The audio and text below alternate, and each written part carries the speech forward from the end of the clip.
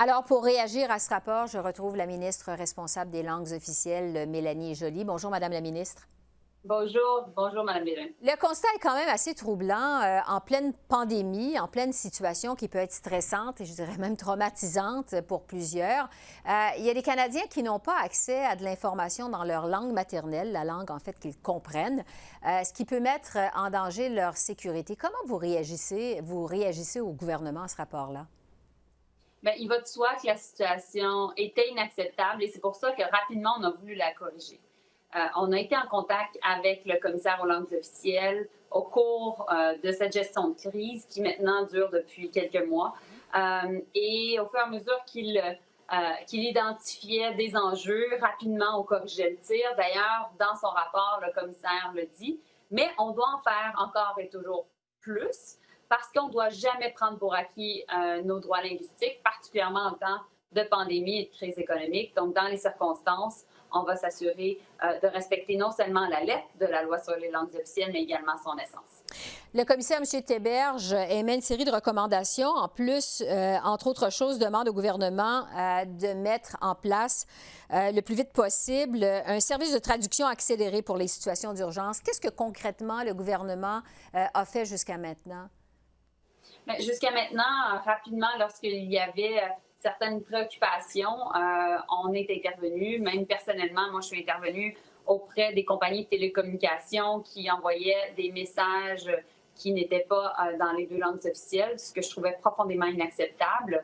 Alors, ça a été un exemple. L'autre chose, c'est qu'on a voulu trouver une solution qui respectait la loi sur les langues officielles, malgré le fait qu'on avait une pénurie de produits nettoyants et de produits désinfectants au pays. Donc, dans les circonstances, encore une fois, on a travaillé avec les communautés de langues officielles, avec les pharmaciens un petit peu partout à travers le pays pour trouver des solutions.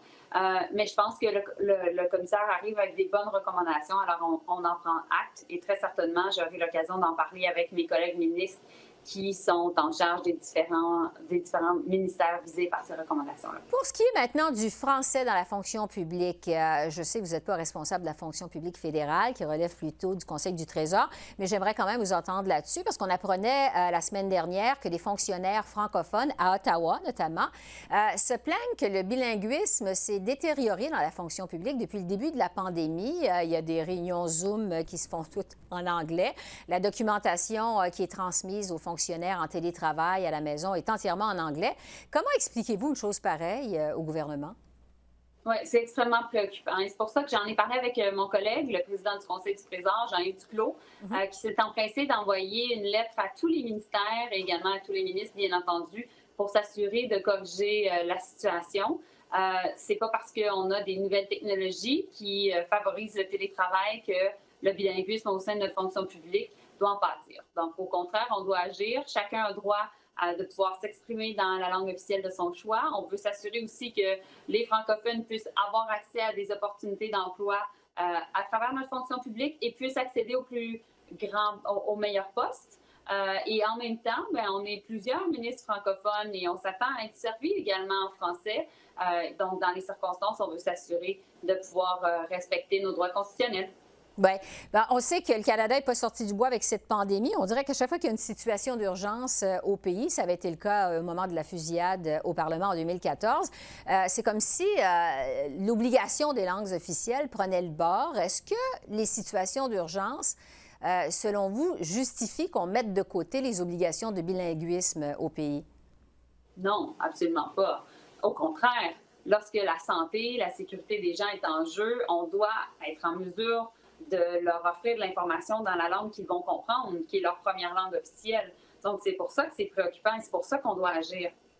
Et donc, dans les circonstances, je pense qu'il y a eu beaucoup de choses qui ont été faites depuis les événements malheureux qui avaient lieu au Parlement, mais on doit en faire plus. On apprend maintenant de la présente pandémie. On a fait des choses comme gouvernement que nul autre avait fait au niveau économique, au niveau de la gestion la crise sanitaire, mais ça doit être le cas aussi en matière de langue difficile. Oui.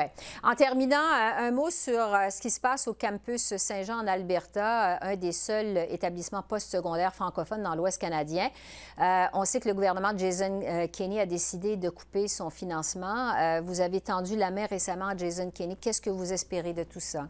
On en est où dans le dossier? Bien, il va de soi qu'un peu comme dans le dossier de l'Université de l'Ontario français, je suis particulièrement préoccupée parce qu'encore une fois, il y a un gouvernement conservateur qui décide de couper dans les ressources offertes aux francophones et donc brimer les droits linguistiques des franco-albertains. Et donc, étant donné qu'on est en pandémie, en crise économique, j'ai voulu tendre la main pour vraiment être capable d'aider le gouvernement de l'Alberta qui fait face à des difficultés réelles au niveau économique.